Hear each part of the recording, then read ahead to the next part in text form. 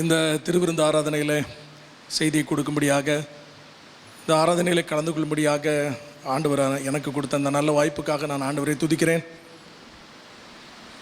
நம்முடைய அன்பு போதகர் இல்லாத குறை இங்கே இருக்கிறது. ஆனாலும் தேவன் அவர்களை அழைத்து அவர்களை இந்த இடத்துல இவ்வளோ பெரிய காரியங்களை செய்த ஆண்டவர் இங்கே இருக்கிறார். அவர் நம்மோடு கூட நிறைவாக இருக்கிறார். அவருடைய பிரசன்னம் நம் நடுவில் இருக்கிறது. ஒவ்வொருவரும் அதை உணர்ந்திருப்பீர்கள் என்று நான் நம்புகிறேன். இந்த நல்ல வாய்ப்பை எனக்கு ஏற்படுத்தி கொடுத்த அருமையான பாஸ்டர் அவர்களுக்கும் பாஸ்டர் சாம் அவர்களுக்கும் திருச்சபைக்கும் என்னுடைய நன்றியை நான் தெரிவித்துக் கொள்கிறேன். நேரடியாக தேவனுடைய செய்திக்கு நேராக கடந்து செல்லலாம். ஆண்டுடைய வார்த்தை வாக்குத்தத்த வார்த்தையாக இந்த பிப்ரவரி மாதத்தில் வாக்குத்தத்த வார்த்தையாக இந்த நாளிலே ஆண்டவர் நம்மோடு கூட பேச விரும்புகிறார். அவருடைய வார்த்தை எப்போதும் நன்மையும் ஆசீர்வாதமுமாய் உள்ளது. ஆமென். ஆண்டுடைய வார்த்தை ஒரு நாளும் குறைவுள்ளது அல்ல. ஆண்டவர் மனம் திறந்தார் என்று சொன்னால் கண்டிப்பாக வானத்தையும் திறப்பார்.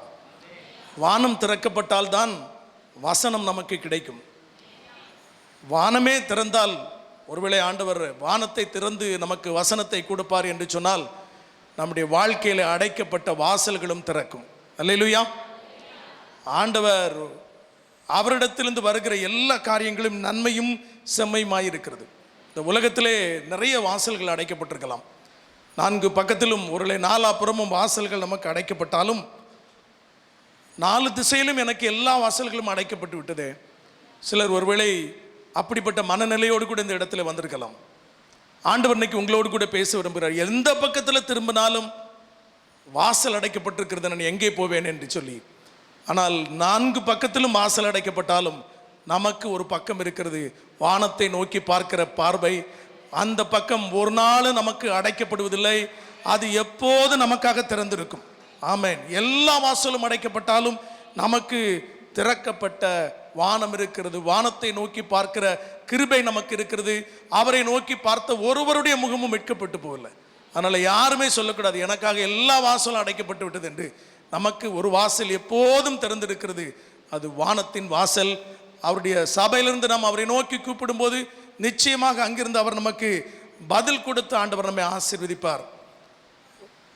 ஆண்டவர் நம்மிடத்தில் பேசுகிற வார்த்தையை நாம் காது கொடுத்து கேட்போம் என்று சொன்னால், அந்த வார்த்தை நமக்கு நேராக வரும் என்று சொன்னால், பரலோகத்திலிருந்து வருகிற வார்த்தை நமக்கு நேராக காதுகளில் விழும் என்று சொன்னால், இந்த பூமியிலே நமக்காக ஒரு வாசல் திறப்பதை நாம் கண் காணும்.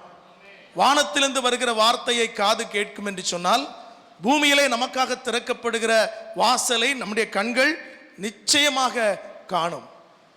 நிறைய சமயத்தில் ஆண்டுடைய சமூகத்தில் வரும்போது வாக்குத்தத்தங்களை நாம் எதிர்நோக்கி காத்திருக்கிறோம். அவர் திரளான வாக்குத்தத்தங்களை நமக்கு கொடுக்கிறவர். இந்த நாளிலும் கூட அப்படிப்பட்ட ஒரு எதிர்பார்ப்போடு கூட நாம் வந்திருக்கிறோம். வாக்குத்தத்தத்தை நாம் எப்படி எதிர்பார்க்கிறோம்? நம்முடைய விருப்பத்திற்கு ஏற்றவாறு ஆண்டவர் செய்ய வேண்டும் என்று சொல்லி விரும்புகிறோம். மனிதர்கள் எல்லாரும் கடவுளை தேடி வருவது இதற்காகத்தான். எந்த மதத்தில் இருந்தாலும் அவர்கள் இதற்காகத்தான் தேடி வருகிறார்கள். நான் நினைத்தது நடக்கணும், நான் கேட்டது கிடைக்கணும். நிச்சயமாக ஆண்டவர் அதை தருகிறவர். நாம் விரும்புவதை ஒரு நாளும் புறம்பே தள்ளாத தேவன், அதை கன்சிடர் பண்ணுகிறவர், அதை நோக்கி பார்க்கிறவர். ஆனாலும் நாம் விரும்புவதை காட்டிலும் அவர் நமக்கு கொடுக்கிறது மேலான ஒன்று. ஆமென். நாம் பெருசாக ஒன்றும் கேட்ட மாட்டோம், விரும்பிட மாட்டோம். எங்கேயோ பார்த்ததை, யாரோ வைத்திருந்ததை, மனிதன் இந்த உலகத்தில் இருக்கிறதை கொஞ்சம் கற்பனை ஜாஸ்தியாக இருந்துச்சுன்னா அதை விட கொஞ்சம் அதிகமாக கேட்போம், அவ்வளோதான். அதை விட பெருசாக நமக்கு கேட்க தெரியாது. ஆகையினால்தான் ஆண்டவர் நம்மை பார்த்து சொல்கிறார், நாம் நினைப்பதற்கும் நாம் வேண்டுவதற்கும் மிகவும் அதிகமாய் கொடுக்கிறவர். அது அவரால் மட்டும்தான் தர முடியும். நம்ம எவ்வளோ பெருசாக கேட்டுருவோம். எத்தனை பேர் இன்னைக்கு கேட்டிருக்கிறீங்க? இது வரைக்கும் நீங்கள் ஆண்டவர்கிட்ட நிறைய காரியத்தை கேட்டிருப்பீங்க. நீங்கள் நினச்சிக்கிட்டு இருப்பீங்க, நான் நிறைய கேட்டிருக்கேன் ஆண்டவர்கிட்ட, ஆனால் கொஞ்சம் தான் கொடுத்துருக்கிறாரு. எத்தனை பேர் நீங்கள் தனியாக விமானத்தில் வரணும்னு சொல்லி கேட்டிருக்கிறீங்க? எத்தனை பேர் கேட்டிருக்கிறீங்க? நான் இது பல தேசத்தில் கூட கேட்டிருக்கிறேன். ஒருத்தரும் கை தூக்குறீங்களா? இல்லைல்ல, தூக்க மாட்டீங்க. நம்ம விசுவாசம்லாம் அப்படி தான். மேக்சிமம் கார் வரைக்கும் தான். ஒரு நல்ல கார் வேணும், அல்லது நல்ல விலையுயர்ந்த கார் வேணும், தனி விமானம் வேணும்னு யாரும் கேட்குற அளவுக்கு நமக்கு விசுவாசம் இல்லை. எதற்காக இதை சொல்கிறேன் என்று சொன்னால், நாம் கேட்பது எப்போவுமே கொஞ்சம், நாம் விரும்புவதும் கொஞ்சம், அதனாலதான் ஆண்டவரிடத்திலே கேட்கும் போது நான் விரும்புவதை செய்யும் என்று சொல்வதை பார்க்கிலும் அதைவிட அதிகமாக செய்கிற அவரிடத்திலே, ஆண்டவரே நீர் எனக்கு என்ன வைத்திருக்கிறீர் அதை தாரும் ஆண்டவரே. இந்த காலவெளியில் ஆண்டவருடைய சமூகத்தில் வந்திருக்கிற உங்களுக்கு வாக்குத்தத்தத்தை சொல்வதற்கு முன்பதாக ஆண்டவரிடத்தில் நாம் எப்படி கேட்க வேண்டும், எப்படி எதிர்பார்க்க வேண்டும், அவர் நமக்காக வைத்திருக்கிற காரியம் நாம் நினைப்பதை விட, விரும்புவதை விட, நாம் கற்பனை செய்வதை விட மேலானது. நாம் கேட்பதெல்லாம் கொஞ்சம். நான் வேடிக்கையாக ஒரு கதை சொல்வது உண்டு. எங்கே போனாலும் அந்த கதை எனக்கு ரொம்ப பிடிக்கும், அதனால சொல்லுவேன். ஒரு பையன் என்ன பண்ணினானா, அவங்க அம்மாவோட கடைக்கு போனானா. கடையில் நீங்கள் கேட்டிருக்கலாம், இருந்தாலும் உங்களுக்கு தெரிந்த அந்த கதையை நான் உங்களுக்கு சொல்ல விரும்புகிறேன். கடையில் மளிகை கடையிலே பாட்டிலில் சாக்லேட் போட்டு வைத்திருப்பார்கள். நீங்கள் பார்த்தீங்கன்னு சொன்னால் அந்த சாக்லேட் ரேப்பர், அதனுடைய கவர் பார்த்தீர்கள் என்றால் மிகுந்த கவர்ச்சியாக இருக்கும். பிள்ளைகளுக்கு ரொம்ப பிடிக்கிற மாதிரி இருக்கும். அந்த பையன் அந்த பாட்டில் இருக்கிற ஒவ்வொரு சாக்லேட்டாக பார்க்குறான். இங்கேருந்து அங்கே பார்க்குறான், அங்கேருந்து இங்கே பார்க்குறான். அவனுடைய கண்கள் அதன் மேலேயே இருக்கிறது. அதை அப்படியே பார்த்து கொண்டிருக்கிறான். கடைக்காரர் அதை பார்த்து விட்டார். அம்மா பொருள் வாங்குவதற்காக லிஸ்ட் கொடுத்து கொண்டிருக்கிறார்கள், ஒவ்வொன்றாக சொல்லி கொண்டிருக்கிறார்கள். கடைக்காரர் பையனை பார்த்து சொன்னார், தம்பி உனக்கு ரொம்ப சாக்லேட் பிடிக்கும் போல் இருக்கு, அதையே பார்த்துட்டு இருக்கிறிய, சரி உனக்கு பிடிச்ச சாக்லேட்டை எடுத்துக்கப்பா அப்படின்னு சொல்லி கடைக்காரர்கிட்ட சொல்கிறார். பையன் சாக்லேட்டை பார்க்குறான், சிரிக்கிறான், ஆனால் எடுக்கலை, நெளிந்து கொண்டு நின்று கொண்டிருக்கிறான். மறுபடியும் அம்மா பொருட்களை கொடுத்து கொண்டிருக்கிறார்கள். மறுபடியும் அவன் பார்வை அங்கே தான் இருக்கிறது. கடைக்காரர் அவனை பார்த்து சொல்கிறார், அம்மா ஏதாவது திட்டுவார்கள் என்று சொல்லி நினைக்காதப்பா, நீ இதுக்கு காசே தர வேண்டாம், உனக்கு பிடித்த சாக்லேட்டை எடுத்துக்கொள் அப்படின்னு சொல்லி சொல்கிறார். அம்மாவும் பார்க்குறாங்க, இவன் சிரிக்கிறான், நெளிறான், சாக்லேட்டை எடுக்கல. மறுபடியும் எல்லா பொருட்களையும் அம்மா வாங்கி விட்டார்கள், பணத்தை கொடுத்து விட்டார்கள், கிளம்பும் நேரம் வந்து விட்டது. அப்போதும் கடைக்காரர் சொல்கிற, என்ன தம்பி வெட்கப்படாத, எடுத்துக்க, நான் தான் சொல்கிறேன்ல, காசுலாம் தர வேண்டாம், நீங்கள் தான் ரெகுலராக எங்கள் கடையில் வாங்குறீங்களே, அதனால் நீ உனக்கு பிடிச்ச சாக்லேட் எடுத்துக்க அப்படின்னு சொல்லும்போது மறுபடியும் சிரிக்கிறான், நெளிகிறான், சாக்லேட் எடுக்க மாட்டேங்கிறான். அம்மா பையெல்லாம் எடுத்துகிட்டு கிளம்பிட்டாங்க. அப்போ உன் கடைக்காரர் சொன்ன, என்ன தம்பி இப்படி வைக்கப்படுற அப்படின்னு சொல்லிட்டு ஒரு பாட்டிலை திறந்து கை நிறைய சாக்லேட்டை எடுத்து கொடுத்தாரு. கொடுத்த உடனே எப்போ தருவார்னு எதிர்பார்த்த மாதிரி இந்த பையன் ஓடி போய் சட்டையை நீட்டினானான். ஏன்னா அவன் கையில் பிடிக்கக்கூடிய அளவுக்கு இல்லை, அது அவ்வளோ நிறையா அவர் எடுத்து கொடுக்குறத பார்த்துட்டு சட்டையை நீட்டினான். அதை வாங்கிட்ட உடனே வீட்டுக்கு போகும்போது அம்மாட்ட சொன்னானா.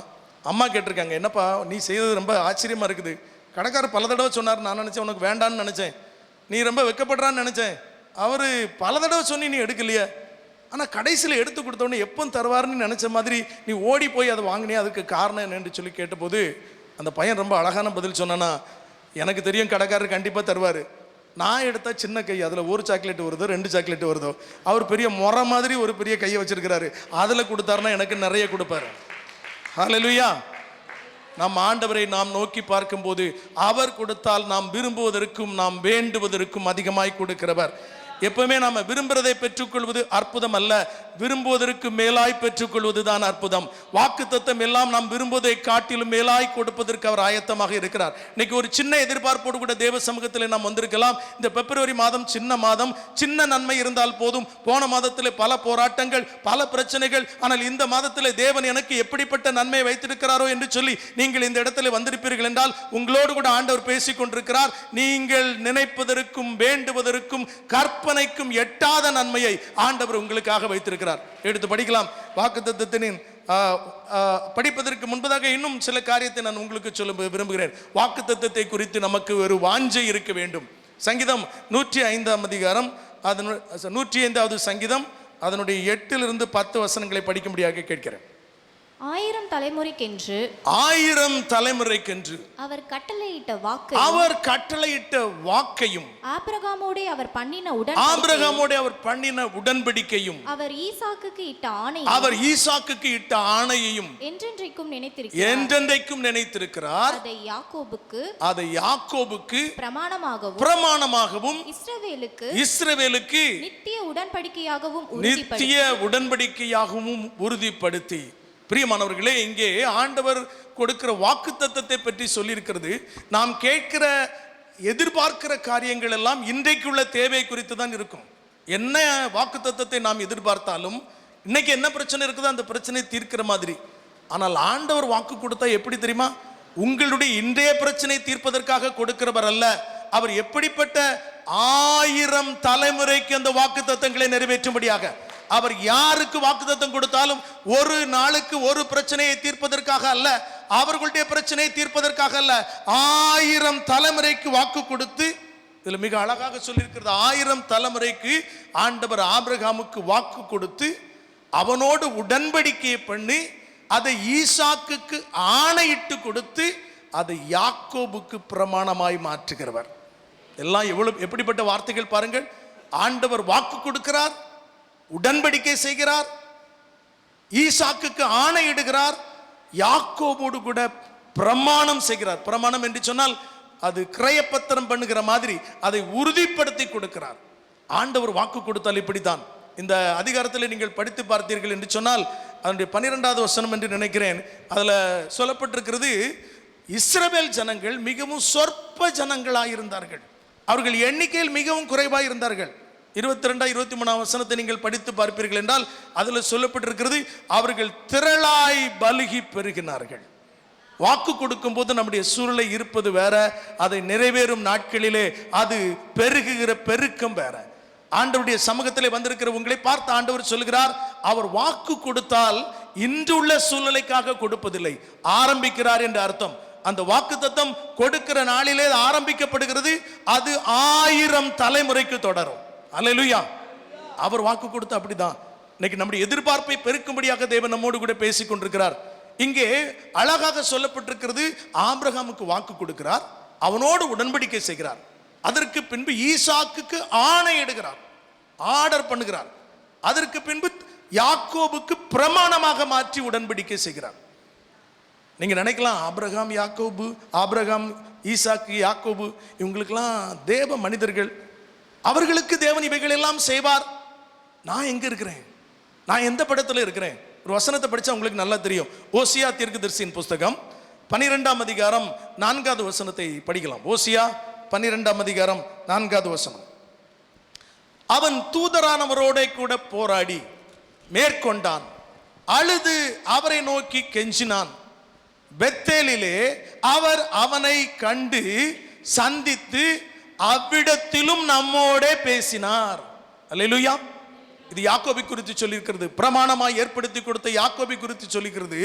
அவன் தூதரானவரோட, யாரு? யாக்கோபு தூதரானவன் என்று சொன்னால் ஆண்டவரோட அவன் பேசினான். அந்த அப்படி பேசும்போது அந்த வசனத்தை போடுங்க, ஜஸ்ட் டிஸ்ப்ளே. போராடி மேற்கொண்டான், அழுது அவரை நோக்கி கெஞ்சினான். பெத்தேலிலே அவர் அவனை கண்டு சந்தித்து அவ்விடத்திலும் நம்மோடே பேசினார். பெத்தேலிலே யாக்கோபோடு கூட பேசும்போது ஆண்டவர் யாக்கோபை மட்டும் மனதில் வைத்து பேசவில்லை, அந்த இடத்திலே உங்களையும் என்னையும் மனதில் வைத்து அந்த வாக்குத்தத்தங்களை கொடுத்திருக்கிறார். 1000 தலைமுறைக்கு வாக்கு கொடுக்கிற தேவன். அவர் கொடுத்த வார்த்தை ஒரு நாள் மாறி போவதில்லை. வாக்குத்தத்தத்தில் உண்மை உள்ளவர். உங்களையும் என்னையும் மனதில் வைத்து வாக்குத்தத்தத்தை கொடுக்கிறார். இன்னைக்கு இந்த நாளிலும் கூட ஆண்டவர் இந்த மாதத்திற்கென்று வாக்குத்தத்தத்தை ஆண்டவர் நமக்கு கொடுக்கிறார். எடுத்து படிக்கலாம். 1 சாமுவேலின் புஸ்தகம் 2ஆம் அதிகாரம் அதனுடைய 8வது வசனம். அவர் சிறியவனை புழுதியிலிருந்து எடுத்து எளியவனை குப்பையிலிருந்து உயர்த்துகிறார். அவர்களை பிரபுக்களோடே உட்காரவும் மகிமையுள்ள சிங்காசனத்தை சுதந்தரிக்கவும் பண்ணுகிறார். பூமியின் அஸ்திபாரங்கள் கர்த்தருடையவைகள். அவரே அவைகளின் மேல் பூச்சக்கரத்தை வைத்தார். அல்லேலூயா. திரும்ப படிக்கலாம் அந்த வசனத்தை. அவர் சிறியவனை புழுதியிலிருந்து எடுத்து எளியவனை குப்பையிலிருந்து உயர்த்துகிறார். அவர்களை பிரபுக்களோட உட்காரவும் மகிமையுள்ள சிங்காசனத்தை சுதந்தரிக்கவும் பண்ணுகிறார். இந்த நாளிலே ஆண்டவர் நமக்கு கொடுக்கிற வாக்குத்தத்தம், சிறியவர்களும் எளியவர்களும் சாதாரண நிலைமை இருக்கிற நம்மை பார்த்து ஆண்டவர் சொல்கிற காரியம். ஒருவேளை நம்முடைய மனநிலை இதே விதத்தில் இருக்கலாம். ஐயோ, நான் எளிமையானவன், சிறுமையானவன், என்னுடைய சூழ்நிலை மிகவும் மோசமாயிருக்கிறது.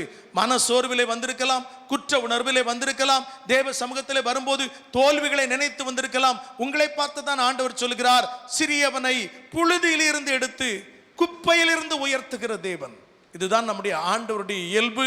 இன்னைக்கு ஆண்டவர் நமக்கு கொடுக்கிற வாக்கு தத்தமும் இதுதான். எவ்வளவு அற்புதமான வாக்கு தத்தத்தை தேவன் கொடுக்கிற. அந்த வாக்கு தத்தம் யாருக்கு கொடுக்கப்பட்டது என்று சொன்னால், இது அன்னாள் அவளுக்கு ஒரு பிள்ளையை ஆண்டவர் கொடுத்த போது ஆண்டவரை ஸ்தோத்தரித்து தீர்க்க தரிசனமாக பாடின பாடல்.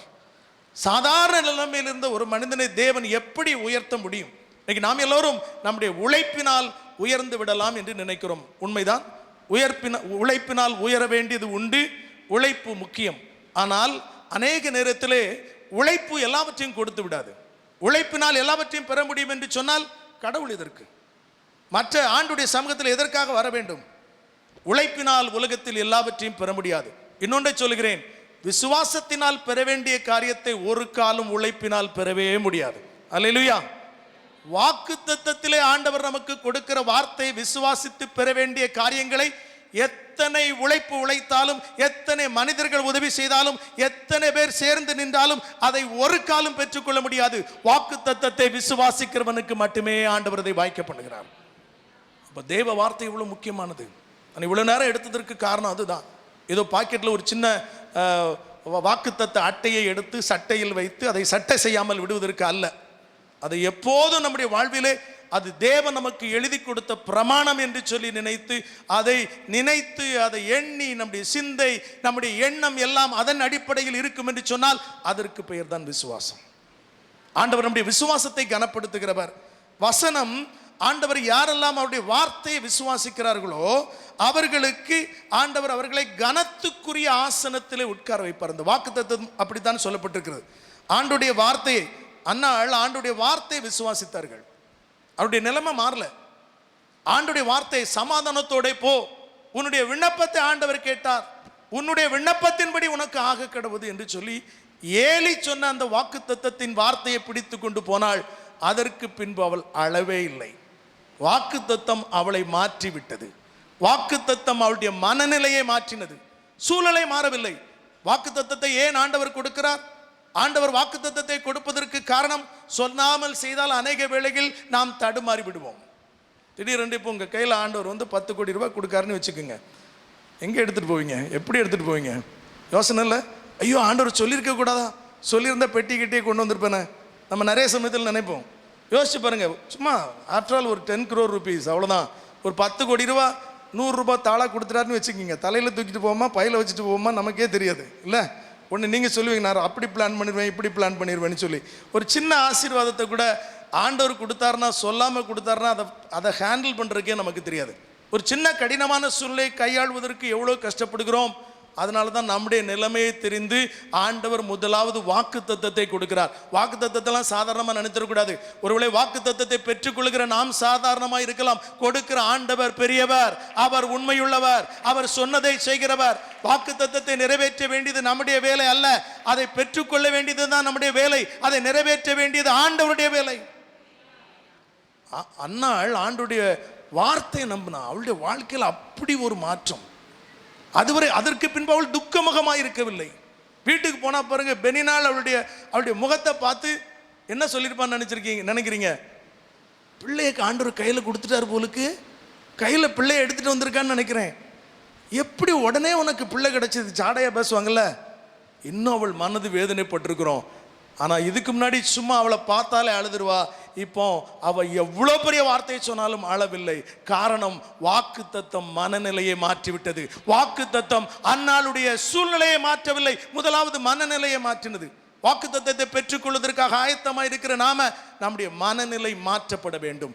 இதை நாம் பெற்றுக்கொள்வதற்கு ஆண்டவர் நம் உள்ளத்திலே ஒரு விசுவாசத்தை கொடுக்கிறார். வசனத்தை ஆண்டவர் அனுப்பி, வாக்குத்தத்தத்தை ஆண்டவர் கொடுத்து நமக்குள்ளே ஒரு கிரியையை நடப்பிக்கும் போது நம்முடைய மனநிலை மாறுகிறது, சூழ்நிலை அதற்கு பின்பதாக மாறும்.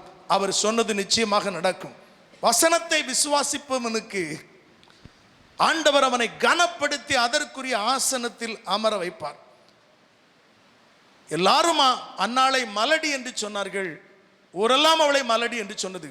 ஆனால் அதே அன்னாளை தேசத்தை நியாயம் விசாரிக்கும் சாமுவேலின் தாய் என்று சொல்லி ஊரெல்லாம் எல்லாருடைய பேச்சும் சாமுவேலை பற்றி தான் இருந்தது. அந்த தேசத்திலே ராஜா இல்லை, ஆனால் ராஜாவுடைய பொசிஷன்ல இருந்து எல்லாவற்றையும் செய்தவர் சாமுவேல். அவரை போல ஒரு நல்ல கேரக்டர் பைபிளில் இன்னொன்று பார்க்க முடியாது. அப்படிப்பட்ட சாமுவேலின் தாய் என்று சொல்லக்கூடிய அளவுக்கு ஒரு காலத்திலே அவள் மலடி எண்ணப்பட்டவளை. இதுதான் நம்ம ஆண்டவர். அதனால தான் அவர் சொன்னார் சிறியவனை புழுதியிலே. ஆண்டவர் உயர்த்தும் போது, சாதாரண நிலைமையிலிருந்து நம்ம உயர்த்தும் போது, அவர் நமக்கு எப்படியும் அவர் விரும்புகிறதை நமக்கு நிச்சயமாக தெரியப்படுத்துவார். தெரியப்படுத்தாமல் ஆண்டவர் ஒரு நாளும் செய்வதில்லை. அவர் சொல்லாமல் எதையும் செய்வதில்லை. வாக்குத்தத்தங்களை ஆண்டவர் நமக்கு கொடுக்கும் போது அதை நாம் எப்படி பெற்றுக்கொள்ள வேண்டும்? அவர் செய்வதற்கு முன்பு நமக்கு சொல்லுகிறார். அவர் எப்படி ஆகிலும் அவருடைய பிள்ளைகளுக்கு அவர்களோடு கூட பேசுகிற தேவனாக இருக்கிறார். இன்னைக்கு இந்த காலை வேளையில தேவ சமூகத்தில் வந்திருக்கிற நம்மோடு கூட ஆண்டவர் பேசி கொண்டிருக்கிறார். அவர் தாம் விரும்புகிறதை, உங்களுக்கும் எனக்கும் ஆண்டவர் செய்ய விரும்புகிறதை, நம்முடைய திருச்சபைக்கு தேவன் செய்ய விரும்புகிறதை ஆண்டவர் எப்படியாகிலும் சொல்லிவிடுவார். அதுதான் நம்முடைய ஆண்டவர். அவர் யாரை கொண்டாகிலும் சொல்லுவார். அவர் சொல்லுகிற விதம் வித்தியாசமாக இருக்கும். நினிவே பட்டணத்திற்கு ஒரு செய்தியை சொல்வதற்கு ஆண்டவர் யோனாவை அனுப்பினார். ஆனால் யோனாவுக்கு ஒரு செய்தியை சொல்வதற்கு புழுவை அனுப்பினார். மீனை அல்ல, புழுவை அனுப்பினார். பேதுரு எருசலேமில் நின்று பிரசங்கம் பண்ண அவரை அனுப்பினார். எருசலேமுக்கு ஒரு பெரிய செய்தியை பெந்தைகோஸ்தே நாளிலே நின்று செய்தி சொல்வதற்கு, எருசலேமுக்கு ஒரு பெரிய நற்செய்தி அறிவிப்பதற்கு ஆண்டவர் பேதுருவை பயன்படுத்தினார். ஆனால் பேதுருவுக்கு ஒரு செய்தியை சொல்வதற்கு சேவலை பயன்படுத்தினார். ஆண்டவர் வாக்குத்தத்தத்தை நமக்கு அவர் எப்படி ஆகிலும் சொல்லிவிடுவார். நமக்கு புரிய வைக்கிறவர் நம் ஆண்டவர், நமக்கு விளங்க வைக்கிறவர் அவர் நம்முடைய ஆண்டவர். ஆகையினால இந்த வாக்குத்தத்தத்தினுடைய ஆழத்தை நீங்கள் நன்றாக புரிந்து கொள்ள வேண்டும். சாதாரண வாக்குத்தத்தத்தை ஆண்டவர் கொடுக்கும்போது புழுதியிலே, தூசியிலே, குப்பையிலே இருக்கிறவர்களை தேவன் உயர்த்துவேன் என்று சொன்னால் நம்முடைய நிலைமையை ஒருவேளை அப்படித்தான் இருக்கும். தூளை போல நாம் மனிதர்களுக்கு முன்பதாக எண்ணப்படலாம். சாதாரண நிலைமையிலே ஒரு கிள்ளுக்கீரையை போல நம்ம மனிதர்கள் நம்மை நோக்கி பார்க்கலாம். இன்னைக்கு நீங்க சொல்லலாம், உங்களை என்ன ஒரு ஆளாக யாரும் மதிப்பதில்லை அப்படின்னு சொல்லி நீங்க எண்ணுவீர்கள் என்றால், அப்படி ஒரு சிறுமைப்பட்ட நிலைமையிலே ஏதாவது ஒரு இடத்துல நீங்கள் எண்ணப்படுவீர்கள் என்று சொன்னால், நான் ரொம்ப சிம்பிளா என்ன அற்பமாக எண்ணுகிறார்கள் என்று நீங்கள் நினைப்பீர்கள் என்று சொன்னால், நீங்கள் தூளாகி விட்டீர்கள் என்று அர்த்தம், அல்லது புழுதியாய் மாறிவிட்டீர்கள் என்று அர்த்தம். தூசியை போல, அப்படி தூசியை உதற மாதிரி நம்மை உதறி விடுகிறார்களா, உதாசீனப்படுத்துகிறார்களா? உங்களோடு தான் ஆண்டவர் பேசிக் கொண்டிருக்கிறார். தூசியாய் இருக்கிறவர்களை தேவன் உயரத்தில் உயர்த்துவேன் என்று வாக்கு கொடுக்கிறார். ஹல்லேலூயா. ஆண்டவர் இந்த வாக்குத்தத்தத்தை கொடுக்கும்போது, நம்ம எப்பவுமே வாக்குத்தத்தத்தை கொடுக்கும்போது நினைப்போம், இது எப்படி எனக்கு நடக்கும், இது நடக்கிறதுக்கு வாய்ப்பு இருக்கா? சூழ்நிலையை நோக்கி பார்த்தால் நடப்பதற்கு வாய்ப்பே இருக்காது. எந்த வாக்குத்தத்தங்களை கொடுத்தாலும், அதை யாருக்கு கொடுத்தாலும், அந்த வாக்குத்தத்தம் கொடுக்கிற நாளிலே அது நடப்பதற்கு வாய்ப்பே இருக்கிற மாதிரி இருக்காது. ஆனால் ஆண்டவர்கிட்ட நம்ம கேட்கணும், ஆண்டவர் இது எப்படி சாத்தியம்? இந்த வசனத்தை திரும்ப அந்த வசனத்தை டிஸ்பிளே பண்ணுங்க. 1 சாமுவேல் 2:8 அதில் அழகாக சொல்லப்பட்டிருக்கிறது. இந்த வாக்குத்தத்தத்திற்கு பின்பகுதியை பார்த்தீர்கள் என்று சொன்னால் அதில் அழகாக சொல்லப்பட்டிருக்கிறது, பூமியின் அஸ்திபாரங்கள் கர்த்தருடையவைகள், அவரே அவைகளின் மேல் பூச்சக்கரத்தை வைத்தார். இன்னைக்கு இந்த வாக்குத்தத்தம் எப்படி சாத்தியமா என்று சொல்லி நாம் நினைப்போம் என்றால், பின்பகுதியிலே சொல்லியிருக்கிறார், சிறியவனை புழுதியிலிருந்து எளியவனை குப்பையிலிருந்து ஆண்டவர் உயர்த்துவேன் என்று சொல்லி வாக்கு கொடுக்கும் போது இது எப்படி ஆகும் என்கிற கேள்வி மனசில் எழலாம். அதுக்கு தான் அவர் சொல்கிறார், பூமியின் அஸ்திபாரங்கள் கர்த்தருடையவைகள்.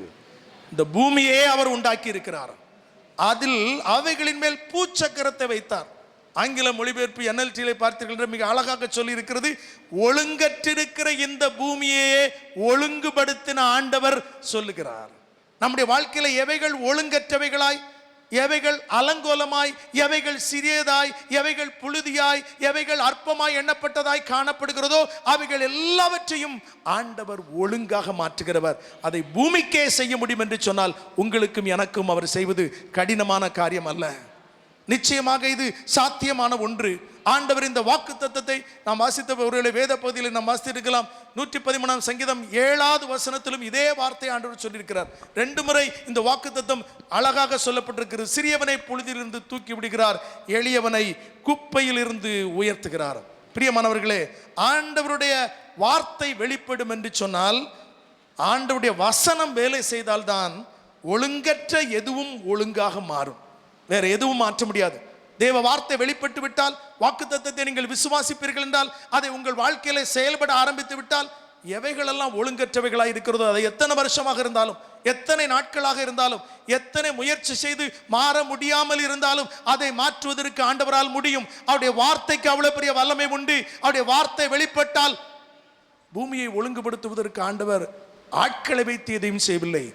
ஒழுங்கற்ற இந்த உலகத்தை வார்த்தையினால் ஒழுங்குபடுத்தினார். உங்களுடைய வாழ்க்கையிலும் என்னுடைய வாழ்க்கையிலும் இருக்கிற ஒழுங்கற்ற காரியங்களை இந்த புதிய மாதத்திலே தேவன் சொல்கிறார், அதை ஒழுங்குபடுத்துவேன், சீர்படுத்துவேன், செவ்வைப்படுத்துவேன், நிலைப்படுத்துவேன், உறுதிப்படுத்துவேன் என்று வாக்கு கொடுக்கிறார். இது தேவனால் மட்டுமே முடியும். நம்மகிட்ட ஒரு பிரச்சனை இருக்குது.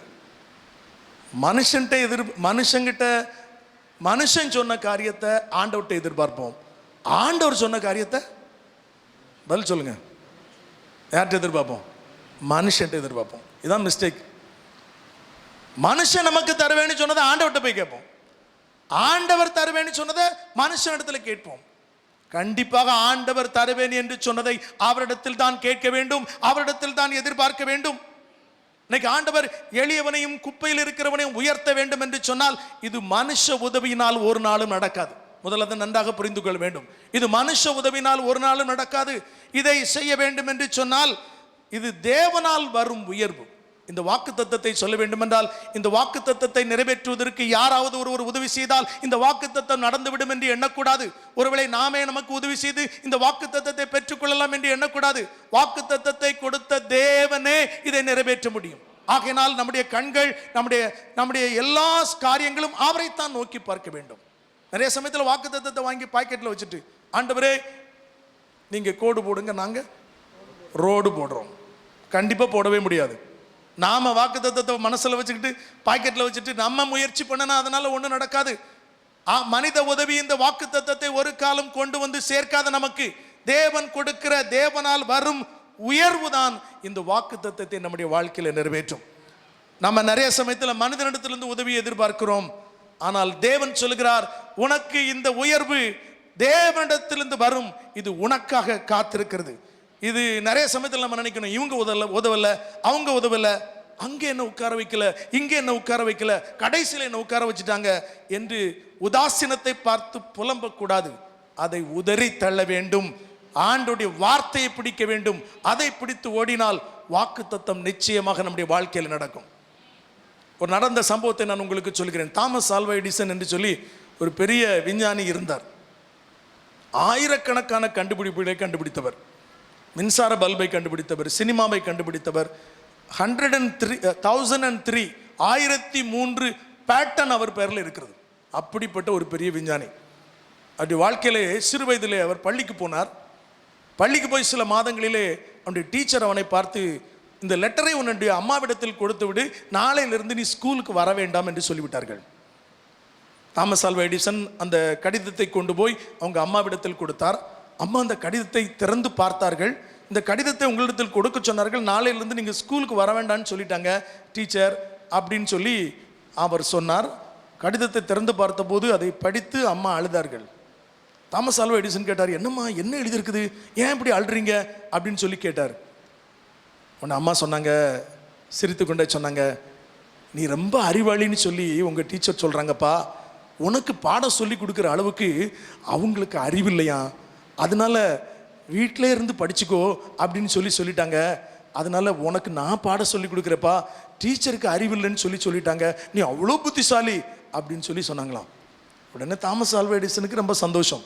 நீங்கள் கூகுளில் சர்ச் பண்ணி பார்த்தாலே அவர் என்ன படித்திருக்கிறார் என்று போட்டால் செல்ஃப் லேர்னர்ன்ட்டு போட்டிருக்கு, தானாக படித்து கொண்டவர் என்று.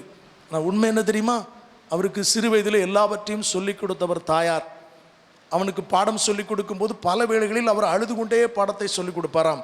அவர் பாடம் சொல்லிக் கொடுப்பதற்கு முன்பு வேதத்தை படித்து விட்டு தன் மகனுக்காக ஜெபம் பண்ணிவிட்டு அவர் பாடத்தை சொல்லிக் கொடுப்பாராம். அவர் பெரிய ஆளாய் மாறினார். அவர் நிறைய கண்டுபிடிப்புகளை கண்டுபிடித்தார். ஒரு நாள் அவருடைய தாயார் மரித்து போனார்கள். தாயாருடைய வேதாகமம் இவர் கையில் கொடுக்கப்பட்டது. அந்த வேதாகமத்தை திறந்து பார்த்த போது அதில் ஒரு கடிதம் இருந்தது. இவர் இப்போது பெரிய ஆளாக இருக்கிறார், விஞ்ஞானியாய் மாறிவிட்டார். ஆனால் அந்த கடிதத்தை எடுத்து பார்த்தபோது அந்த கடிதம் அவருக்கு ஞாபகம் வந்தது. சிறு வயதிலே அவருடைய ஸ்கூலில் அவங்க டீச்சர் கொடுத்த கடிதம். அவர் அது வரைக்கும் அந்த கடிதத்தை படிக்கவில்லை, அம்மா தான் படித்து சொன்னார்கள். இப்போது அந்த கடிதத்தை படித்து பார்த்தார். அதில் எழுதியிருந்தது, உங்கள் மகனை மாதிரி ஒரு முட்டாள் பையனை நாங்கள் பார்த்ததே இல்லை. இவனுக்கு என்ன சொல்லி கொடுத்தாலும் பாடம் ஏறவில்லை. இவனை தயவு செய்து வீட்டில் வைத்துக் கொள்ளுங்கள். இவனுக்கு பாடம் சொல்லிக் கொடுக்க எங்களால் முடியாது. இவனை தயவு செய்து ஒரு ஸ்கூலுக்கு அனுப்பாதீர்கள் என்று எழுதப்பட்டிருந்ததாம். அப்படிப்பட்ட முட்டாள அவரை மாதிரி 1003 பேட்டர்ன் வச்ச விஞ்ஞானி இந்த உலகத்தில் இதுவரைக்கும் யாரும் வரல. முட்டாள் என்று சொன்னவனை, குப்பையாக, தூசியாக, புழுதுவாக எண்ணப்பட்டவனை உயர்த்துவதற்கு அவர்கள் செய்த ஒரே ஒரு காரியம் ஆண்டவரை நோக்கி பார்த்தது. நீர் எனக்கு கொடுத்த பிள்ளையை, நீர் எனக்கு கொடுத்த வாக்குத்தத்தத்தை ஆண்டவரே நீர் நிறைவேற்ற வேண்டும் என்று சொல்லி தன் பிள்ளைக்காக ஜெபித்த ஜெபம், ஜெபித்து செய்த முயற்சி ஆண்டவருடைய வார்த்தையை அவர்களுக்கு நிறைவேற்றியது. உலகம் போற்றும் ஒரு உன்னத விஞ்ஞானியாக அவரை உயர்த்தியது. அதை படித்தபோது அப்போதுதான் அவருக்கு புரிந்தது, நான் உயர்த்தப்பட்டதற்கு காரணம் என் தாயாருடைய ஜெபம். தேவன் தான் என்னை உயர்த்தியிருக்கிறார். எதற்காக இதை சொல்கிறேன் என்றால், மனித முயற்சி ஒரு காலம் நன்மையை கொண்டு வராது. நம்ம மனசெல்லாம் ஒரு தேவை என்று சொன்னால் யார் உதவி செய்வார்கள் என்று தோன்றுகிறது. ஒரு காலம் மனிதன் 1000 மனிதர்கள் உதவி செய்தாலும் ஆண்டவர் கொடுக்கிற ஒரு உயர்வுக்கு முன்பதாக ஒன்றும் இருக்காது. இன்னைக்கு ஆண்டவர் கொடுத்த இந்த வாக்குத்தத்தம் மனித உதவி சம்பந்தப்பட்டதல்ல, இது தேவன் கொடுக்கும் உயர்வு சம்பந்தப்பட்டது. கர்த்தர் நம்மை, நம்முடைய சபையை, நம்முடைய ஊழியங்களை எல்லாவற்றையும் மனுஷ உதவியினால் செய்யக்கூடிய காரியமாக அல்ல, இது தேவனே செய்தார் என்று சொல்லும் அளவுக்கு கர்த்தர் உயர்த்த போகிறார். ஹல்லேலூயா. அதனாலதான் எத்தனை கஷ்டம் வந்தாலும், இழப்பு வந்தாலும், அத்திமரம் துளிர் விடாமல் போனாலும், திராட்சை செடி பலனற்று போனாலும் ஒரு காலம் பதறக்கூடாது. ஆண்டவர் கையில் கொடுத்துட்டு இருக்கிற பிரச்சனையை உதற கற்றுக்கொள்ளணும். விசுவாசிகள் பதறக்கூடாது, உதறணும். நமக்கு இருக்கிற பிரச்சனையை உதற கற்றுக்கொள்ள வேண்டும். அநேக நேரத்தில் அதை கையில் வச்சு நம்ம விளையாடி கொண்டிருக்கிறதுனால தான், அதை பிடித்து கொண்டிருக்கிறதுனால தான் பதற்றம். விசுவாசிக்கிறவன் பதறான். எந்த சூழ்நிலை கண்டு கலங்கக்கூடாது. மனுஷ கரத்திலிருந்து உதவி கிடைத்து எதிர்பார்த்து அது கிடைக்காவிட்டால் அநேக நேரத்தில் நம் மனசில் வருவது சோர்வு இல்லை? மனுஷ கரத்திலிருந்து யாரோ மனிதனிடத்திலிருந்து, எவ்வளோ பெரிய மனிதனாக இருக்கட்டும், எவ்வளோ நெருக்கமாக இருக்கட்டும், எவ்வளோ சொந்தமாக இருக்கட்டும், ரத்த சொந்தம் சம்பந்தமாக இருந்தால் கூட மனுஷனிடத்திலிருந்து உதவியை கேட்டு அது கிடைக்காவிட்டால் மனசில் நமக்கு வருவது சோர்வு. ஆனால் அதை உதறி தள்ளிவிட்டு ஆண்டவரை நோக்கி பார்த்தால் நமக்கு கிடைப்பது உயர்வு. சோர்வு வேண்டுமா, உயர்வு வேண்டுமா? எப்போதும் ஆண்டவருடைய கரத்தை நோக்கி பார்த்தால் அவர் எப்போது நம்மை உயர்த்துவார். அவர் ஒருவரையும் தாழ்த்தினதாக சரித்திரமில்லை. மனுஷனிடத்திலிருந்து நமக்கு எது வந்தாலும் அது உதவி, ஆனால் தேவனிடத்திலிருந்து எது வந்தாலும் அது உயர்வு. அல்லேலூயா. என்னுடைய செய்தியுடைய தலைப்பு போடணும்னு சொன்னா, உதவியா உயர்வா? இந்த வாக்கு தத்தத்தை நீங்க மனசுல வைக்கணுங்கிறதுக்காக சொல்றேன். உதவியா உயர்வா? மனுஷனிடத்திலிருந்து எது வந்தாலும் உதவி, தேவனிடத்திலிருந்து எது வந்தாலும் உயர்வு. இந்த வருஷத்துல இந்த மாதத்துல தேவன் நமக்கு ஆரம்பிக்கிறார் உயர்வுக்கு நேராக. இனி நமக்கு ஒருபோதும் உதவியை நாம் நம்பி இருப்பதில்லை, தேவனிடத்திலிருந்து. அதனாலதான் ஆபிரகாம் சொன்னார், சாலமீன் ராஜா எவ்வளவு பெரிய பொருட்களை கொண்டு வந்து கொடுத்தாலும், அவனுக்காக மிகப்பெரிய பரிசு கொடுக்கப்பட்டாலும், இது ஒன்றும் எனக்கு வேண்டாம், நீ கொடுத்து நான் உயர்ந்தேன் என்று சொல்லி ஒருவரும் சொல்லக்கூடாது. பரலோகத்துக்கு நேர என் கைகளை ஏறெடுப்பேன், என் ஆண்டவர் உயர்த்தினால் தான் அது உயர்வு. மனுஷன் கொடுத்தால் அது உதவி, ஆண்டவர் கொடுத்தால் உயர்வு. இன்னைக்கு வாக்கு கொடுத்திருக்கிறது உயர்வை நோக்கி ஆண்டவர் கொடுக்கிறார். ஒரு மனுஷனை எனக்கு கிடைக்கிற நேரத்தில் நான் உங்களுக்கு ஒரு மனுஷனிடத்திலிருந்து சில காரியத்தை நான் உங்களுக்கு சொல்ல வேண்டும் என்று விரும்புகிறேன். யோசேப்புடைய வாழ்க்கையை பார்த்தீர்கள் என்று சொன்னால் நமக்கு எல்லாருக்கும் தெரியும். பழைய ஏற்பாட்டில் யோசேப்பினுடைய வாழ்க்கை 17 வயதிலிருந்து 30 வயது வரைக்கும் அவனுடைய வாழ்க்கையில் மிகுந்த போராட்டம். சூட்டில் இருந்தார், எப்பவும் ஹீட். குழியில் தூக்கி போட்டாங்க, பழியை தூக்கி போட்டாங்க, சிறையில் தூக்கி போட்டாங்க. சிறையில் அவனுக்கு மொழி தெரியாது. குழி, பழி, மொழி எல்லாமே அவனுக்கு புதிது, எல்லாமே அவனுக்கு வித்தியாசம், எல்லாமே அவனை சூடாக்கி கொண்டிருந்தது. ஆனால் 30 வயதிலிருந்து ஆண்டவர் 30வது வயதில் அவனை தூக்கி ஒரு சீட்டில் உட்கார வைத்தார். அது 110வது வயது வரைக்கும் தேசத்தின் பிரதம மந்திரியாக, ஆளுநராக அவனை உயர்த்தினது ஆண்டவர் அவனுக்கு கொடுத்த பெரிய கிருபை. இன்னைக்கு நீங்க நினைக்கலாம், ஐயோ என் வாழ்க்கையில் வாக்குத்தத்தத்தை ஆண்டவர் அழகா சொல்றாரு, ஆனா அந்த வாக்குத்தத்தை நடக்கிற மாதிரி இல்லையே, என் வாழ்க்கை இருக்கிற சூழ்நிலை எல்லாம் வித்தியாசமா இருக்குது, எனக்கு உயர்வு, எனக்கு உட்கார்றதுக்கு கூட இடம் இல்லை, அப்படி ஓடிக்கொண்டிருக்கிறேன். ஆண்டவர் உங்களை, சாம்பலில் இருக்கிற உங்களை சிங்காரித்து உட்கார வைப்பார். ஹல்லேலூயா. இனி ஒண்ணுமே முடியாது என்று சொன்ன சூழ்நிலையில இன்னைக்கு ஆண்டவர் கொடுக்க வாக்குத்தத்தம், இனி என்ன நடக்க போகிறது என்ற கேள்வியை பற்றி நினைத்து கொண்டிருக்கிற நம்மை பார்த்து ஆண்டவர் சொல்கிறார், ஆண்டவர் உயர்த்துகிற நாட்களுக்குள்ளே வைத்திருக்கிறார். இது மனுஷனால் வருகிற உயர்வு அல்ல, தேவன் கொடுக்கிற உயர்வு. யோசேப்பை, தாவீதை, மோசேயை தேவன் உயர்த்தினார். தெரிந்து கொண்ட பாத்திரம் யாராக இருந்தாலும் அவர்களை ஆண்டவர் தான் உயர்த்துவார், அவரால் தான் உயர்த்த முடியும். மனுஷ சக்தினால் உயர்த்தவே முடியாது, முயற்சினால் உயர்த்தவே முடியாது. ஆனால் தான் சொல்லுகிறார், ஆண்டவரே சொல்லுகிறார், நான் இதை செய்வேன் என்று வாக்கு கொடுக்கிறார். இன்னைக்கு உலகம் உங்களை ஒரு ஆளாக மதிக்காமல் இருக்கலாம். அப்படி இருப்பீங்கன்னு சொன்னா நீங்க தான் பெரிய ஆள், நீங்க தான் ஆளப்போகிற ஆள். சொந்த வீட்டில் கூட யோசேப்பை மதிக்கவில்லை, ஆனால் ஆண்டவர் அவனை நாட்டிலே பெரியவனாக மாற்றினார். இன்னைக்கு சாதாரண இடத்துல நமக்கு ஒரு மதிப்பும் மரியாதையும் இல்லாமல் இருக்கலாம், அற்பமாய் எண்ணப்படலாம். ஆனால் ஆண்டவர் எல்லாருக்கும் நடுவில் நம்மை உயர்த்தும் போது, யோசேப்பு இவ்வளவு பெரிய உயர்வுக்கு எல்லாரும் பார்த்து, நாடே பார்த்து ஆச்சரியப்படும் அளவுக்கு யோசேப்பு வாழ்ந்த நாட்களில் அவன் ஆளுநராய் மாறின பின்பு தேசமெல்லாம் பார்வோனை பற்றி யாரும் பேசவில்லை, யோசேப்பை பற்றி பேசினார்கள். ஒரு நாள் ஒரு காலத்திலே அவனை பற்றி பேசுவதற்கு ஆளே இல்லை, அவனுக்கு உதவி செய்வதற்கு ஆளே இல்லை. உதவி செய்வேன் என்று சொன்னவர்கள் கூட மறந்து விட்டார்கள். ஆனால் மறவாத தெய்வம், உயர்த்துவேன் என்று சொன்னவர், சொப்பனத்தின் மூலமாக, தரிசனத்தின் மூலமாக கொடுத்த ஆண்டவர், அவர் கொடுத்த தரிசனம் ஒரு நாளும் தரிசாய் மாறுவதில்லை. தரிசனம் தரிசாக ஒரு நாளும் மாறாது. கர்த்தர் தரிசனத்தை கொடுத்தார் என்றால் அதை எந்த சக்தியும் தரிசாக மாற்ற முடியாது. தீர்க்க தரிசனமாக இந்த வார்த்தையை சொல்கிறேன், அவர் கொடுத்த தரிசனம் ஒரு நாளும் தரிசாய் மாறாது. தரிசனம் பெருசாகுமே அன்றி ஒரு நாளும் சிறுசா மாறவே மாறாது. ஹல்லேலூயா. மனுஷன் செய்த உதவியினால் யோசேப்பு மேலே வரவில்லை, அது தேவன் அவனுக்கு கொடுத்த உயர்வு. யோசிச்சு பாருங்க, அவர் ஆளுநராக வரணும்னு சொன்னா, ஒருவேளை பானபாத்திரக்காரன் சொல்லி அவருக்கு ஒரு விடுதலை கிடைச்சிருந்தா கூட எப்படி கிடைச்சிருக்கும்? அரசாங்கத்தில் அவனுக்கு ஒரு சின்ன சாதாரண விடுதலை கிடைச்சிருக்கலாம், வேலை கூட கிடைச்சிருக்காது. சரிப்பா, எப்படியா அவனை விடுதலையாக்கி விட்டுரு அப்படின்னு சொல்லி விடுதலையாக்கி பார்வன் விட்டுருக்கலாம். பானபாத்திரக்காரன் தலைவன் போய் ஒருவேளை ரெக்கமெண்ட் பண்ணி இருந்தால் அவன் செய்த நன்மை நினைத்து 2 வருஷமா அந்த ஆள் மறந்து போயிட்டான். மனுஷ உதவி அவனுக்கு கிடைக்கவே இல்லை.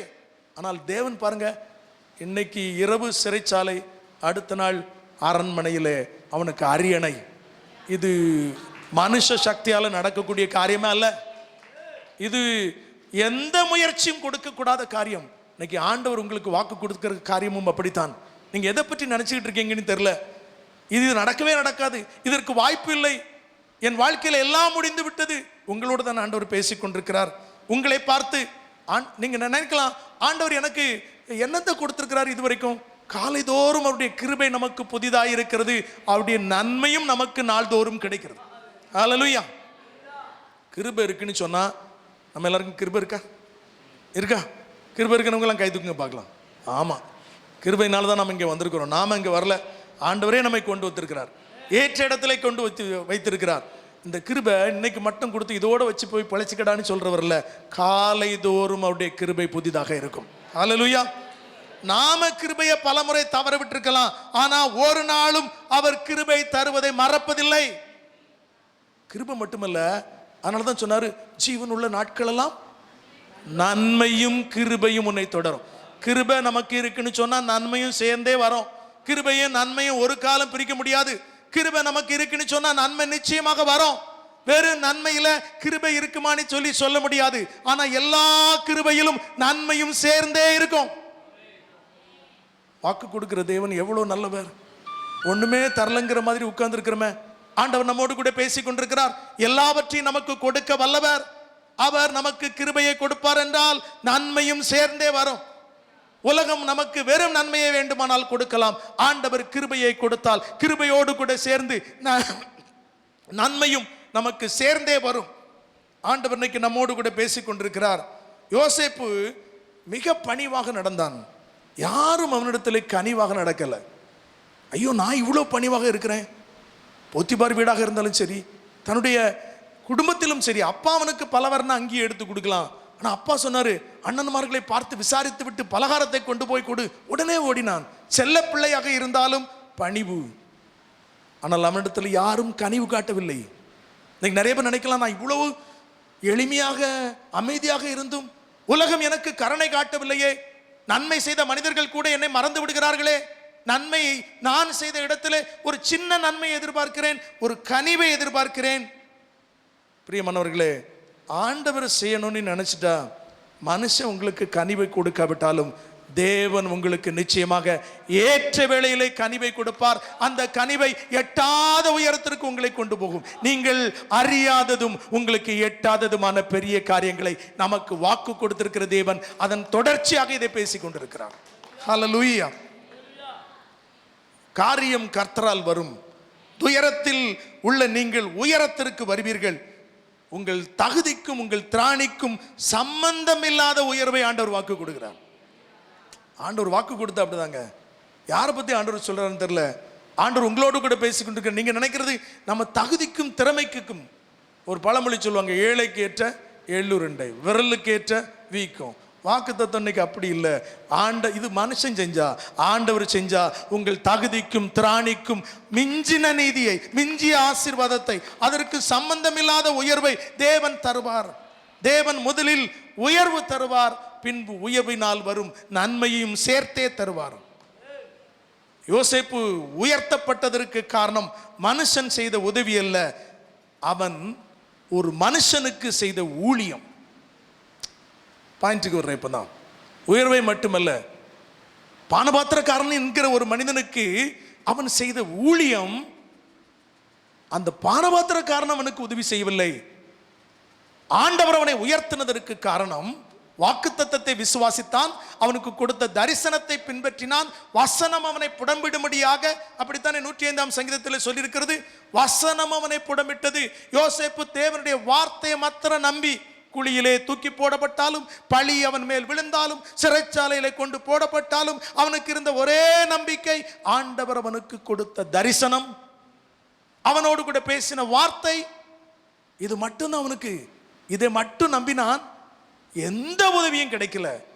ஆனால் மனிதனுக்கு ஊழியம் செய்வதை அவன் ஒரு நாளும் விடவில்லை. நான் திரும்ப சொல்றேன், யோசேப்பை தேவன் உயர்த்தினதற்கு காரணம் மனுஷ உதவி, மனுஷன் செய்த உதவி அல்ல. யோசேப்பு உயர்த்தப்பட்டதற்கு காரணம் மனுஷன் செய்த உதவி அல்ல, அந்த மனுஷனுக்கு அவன் செய்த ஊழியம். இன்னைக்கு தேவன் எதற்காக நம்மை உயர்த்துகிறார்? எதற்காக நமக்கு இந்த வார்த்தைகளை பேசிக் கொண்டிருக்கிறார்? மனுஷனிடத்திலிருந்து உதவி எதிர்பார்த்து ஒண்ணுமே நடக்கலன்னு சொன்னோன்னே மனுஷனுக்கு உதவி செய்வதையும் ஊழியம் செய்வதையும் நாம் நிறுத்தி விடுகிறோம். யோசேப்புக்கு ஒன்றும் நடக்கவில்லை. நம்பின மனிதர்கள் எல்லாரும் அவனை ஏமாற்றினார்கள். கூட பிறந்தவர்களே அவனை தூக்கி குழியிலே போட்டார்கள். ஆனாலும் மனிதனுக்கு உதவி செய்வதையும் ஊழியம் செய்வதையும், இது எனக்கு அல்ல என் ஆண்டவருக்கு செய்கிறேன் என்று அவரை நோக்கி பார்ப்பதினால் அவன் செய்த மனிதனுக்கு செய்த ஊழியம் அவனை உயர்த்தி வைத்தது. பானபாத்திரக்காரன் யோசேப்புக்கு செய்த உதவினால் அல்ல, அந்த பானபாத்திரக்காரனுக்கு யோசேப்பு செய்த ஊழியம் யோசேப்புக்கு உயர்வை கொண்டு வந்தது. அதனால தேவ பிள்ளைகளாகிய நாம ஒரு காலம் ஆண்டவருக்கு ஊழியம் செய்வதையும் மனுஷர்களுக்கு உதவி செய்வதையும் நிறுத்திவிடவே கூடாது. ஆண்டவரை நம்ம உயர்த்துவது ஆண்டவர். மனுஷனிடத்திலிருந்து எதிர்பார்த்தா மனுஷ அளவின்படி கிடைக்கும். ஆண்டவரிடத்தில் நான் சொன்ன, மனுஷன் செய்தால் உதவி, ஆண்டவர் செய்தால் உயர்வு. இன்னைக்கு ஆண்டவர் நம்மோடு கூட பேசிக் கொண்டிருக்கிறார். உதவியற்றவனாய் சிறையில் அடைக்கப்பட்ட யோசேப்பு, ஆண்டவர் அவனோடு கூட இருந்தார், அவனும் அவரோடு கூட இருந்தான். மனுஷ உதவி அற்று போனாலும் சோர்ந்து போகாமல் தேவ நாமத்தில் மனுஷனுக்கு ஊழியம் செய்வதை வழக்கமாக வைத்திருந்தான். இன்னைக்கு ஒரு சின்ன கஷ்டம் வந்தோடனே எல்லாத்தையும் மறந்துடுமே, ஆண்டவரை கைவிட்டுட்டாரோன்னு சொல்லி நமக்குள்ள இருக்கிற இயல்பான நல்ல குணத்தை கூட செய்ய முடியாதபடி பிசாசு தடுத்து விடுகிறான். இயற்கையிலே நாம் மற்றவர்களுக்கு உதவி செய்கிற நல்ல குணத்தை கொண்டிருப்போம். மனுஷன் நமக்கு நன்மை செய்யும் போது என்னத்தை செய்து என்னத்தை கண்டோம் என்று சொல்லி சோர்வுக்கு நேராக பிசாசு வழி நடத்தி விடுவான். சோர்வு வந்தால் யோசேப்புக்கு வந்திருக்க வேண்டும். அவன் ஒரு நாளும் சோர்வடையவில்லை. காரணம், தேவனோடு அவன் இருந்தான், தேவன் அவனோடு இருந்தார். நமக்கு ஆண்டவருக்கு உள்ள உறவு சரியாக இருக்கும் என்று சொன்னால் ஒரு நாளும் மனுஷனை நம்பி நிற்கவே மாட்டோம். தேவ பிள்ளைகளாகிய நாம் அவரையே நோக்கி பார்த்து, அவர் தராத எதுவும் நமக்கு வேண்டாம், எது வந்தாலும் அது அவர் மூலமாக நமக்கு வரட்டும். இது ஒரு அற்புதமான கருத்து. இதை நாம் உறுதியாக வைத்திருப்போம். எனக்கு என்ன வந்தாலும் அது ஆண்டவர் மூலமாக வரட்டும், அவர் தராத எதுவும் எனக்கு வேண்டாம். தேவ நாமத்தில் இன்னைக்கு நம்ம தேவை உள்ளவர்களுக்கு அவன் தேவனுடைய பெயரால். இன்னைக்கு நிறைய பேர் சொல்லுவாங்க, நான் கடினமாக உழைக்கிறேன், கடினமாக பாடுபடுகிறேன், வேலை செய்கிற இடத்தில் கூட எனக்கு ஒரு அங்கீகாரம் இல்லை, எனக்கு ஒரு எந்தவித ஒத்துழைப்பும் இல்லை. மனுஷனுக்காக செய்யாமல் எல்லாவற்றையும் தேவனுக்காக செய்யுங்கள் என்று வேதம் சொல்கிறது. யோசேப்பு ஒன்றையும் மனிதனுக்குத்தான் செய்தான், ஆனால் தேவனுக்காக செய்தான். அவனை உயர்த்தினது மனிதன் அல்ல, தேவனே உயர்த்தினார். இன்னைக்கு ஆண்டவர் நமக்கு சொன்ன வாக்குத்தத்தத்தை நிறைவேற்ற வேண்டியது இருக்கு. நாம் செய்ய வேண்டிய காரியம், சோர்விலே நின்று போய்விடக்கூடாது, எதை கண்டும் சோர்ந்து போகக்கூடாது, மனுஷ உதவி அற்று போனதை கண்டு கலங்கி விடக்கூடாது. இன்னைக்கு ஆண்டவர் நம்மோடு கூட பேசி கொண்டிருக்கிறார். அவர் நமக்கு உதவி செய்ய வேண்டும் என்றால் சில நேரத்தில் மனுஷ உதவியை நிறுத்துவார். அவர் மனுஷன் கொடுத்தால் உதவி, தேவன் கொடுத்தால் உயர்வு. உங்களை உயர்த்த அவர் நினைத்திருக்கும் போது ஒரு காலம் உதவியை நாம் ஏற்றுக்கொள்ள அனுமதிக்கவே மாட்டார். நல்லா புரிஞ்சுக்கணும். ஆண்டவர் 100 ரூபாய் கொடுக்குறேன்னு சொல்லி வாக்கு கொடுத்துருந்தா, என்னை பொறுத்த வரைக்கும் 99 ரூபா கொடுத்தா கூட வாங்கக்கூடாது. ஆமேன். என்ன அவர் என்ன பிச்சைக்காரரைய மாறிட்டார். நம்ம ஆண்டவர் ஐஸ்வர்ய சம்பன்னர். எனக்கு தெரிஞ்ச வரைக்கும் அவர் 100 ரூபா தர்றேன்னு சொன்னால் 200 ரூபாய் தான் கொடுப்பார், அதை விட அதிகமாக தான் கொடுப்பார். உங்களுக்கு புரிவதற்காக நான் சொல்லுகிறேன். அப்போ ஆண்டவருடைய சமூகத்தில் நாம் அவரை நோக்கி பார்க்கும்போது, அவருடைய அளவின்படி நாம் நினைக்கும் போது நம்முடைய தரத்தெல்லாம் கூட்டிக் கொள்ளணும். ஆண்டவர் நம்மோடு கூட பேசி கொண்டிருக்கிறார். நம்ம வாக்குத்தத்தம் கொடுக்கும்போது நமக்கு எதிர்பார்ப்பு இருக்கும். ஒரு 3 மாதம் தாண்டிடுச்சுன்னா 50 ரூபா கிடைச்சா கூட பரவாயில்ல, 100 ரூபா சொல்லியிருக்காருன்னு வச்சுக்கோங்க. 1 வருஷம் தாண்டிடுச்சுன்னா கிடைக்கிறத கொடுத்தா ஏதாவது கிடைச்சா போதும், காம்ப்ரமைஸ் பண்ணவே கூடாது. அவர் ஒரு நாளும் வாக்குத்தத்தத்தில் காம்ப்ரமைஸ் பண்ணுகிறவர் அல்ல, எந்த சமரசத்தையும் வாக்குத்தத்தத்தில் செய்கிறவர் அல்ல. உங்களுக்கும் எனக்கும் ஆண்டவர் கொடுத்த வாக்குத்தத்தங்கள் நிறைய பேருக்கு பழைய வாக்குத்தத்தங்களை கூட ஞாபகப்படுத்தி கொண்டிருக்கிறார். இன்னைக்கு தேவன் உங்களை உயர்த்துவேன் என்று சொல்லுகிற காரியம் எத்தனையோ வருஷங்களுக்கு முன்பு நீங்கள் மறந்துவிட்ட காரியத்தை கூட ஆண்டவர் இன்னைக்கு சிலருடைய உள்ளத்திலே ஞாபகப்படுத்தி கொண்டிருக்கிறார். சிலர் பிள்ளைகளை குறித்து கஷ்டப்பட்டு கொண்டிருக்கிறீர்கள், உங்கள் உள்ளத்திலே ஆண்டவர் பேசி கொண்டிருக்கிறார். இன்னைக்கு இருக்கிற சூழலை, உன் பிள்ளையை பற்றி நீங்கள் சந்தோஷப்படும்படியாக இல்லை, ஆவியானவர் பேசிக் கொண்டிருக்கிறார். ஆண்டவர் சொல்கிறார், அவர் உனக்கு சொன்ன அந்த உயர்வை தராமல் ஒரு நாளும் விடுவதில்லை. யோசேப்புக்கு வந்த உயர்வு பார்வோன் கொடுத்த கனத்தினால் வந்தது அல்ல, தேவன் கொடுத்த கனத்தினால் வந்தது. அப்போ உயர்வு என்பது மனுஷன் கொடுத்து வந்த மாதிரி இருக்கும், ஆனால் அதை கொடுப்பவர் ஆண்டவர். பவுலும் சீலாவும் சிறையிலே போடப்பட்டார்கள். புதிய தேசத்திலே உதவி செய்வதற்கு யாரும் இல்லை. பிலிப்பு பட்டணத்தின் சிறையிலே போடப்பட்டார்கள். யாரும் உதவவில்லை என்று சொல்லி அவர்கள் கவலைப்படாமல், உதவி இல்லாவிட்டாலும் அதை பற்றி எந்த கவலையும் இல்லாமல் சிறைச்சாலையிலே தேவனுக்கு ஊழியம் செய்ய ஆரம்பித்தார்கள். தேவன் அவர்களை உயர்த்தினார், சிறைச்சாலையை திருச்சபையாக மாற்றினார். அவர் நினைத்தால் எதையும் செய்ய முடியும். எங்கு போனாலும் நம்மை கொண்டு ஆசீர்வாதத்தை கொடுக்க முடியும். நன்மை செய்த இடத்திலே அவர்களுக்கு தீமை வந்தது.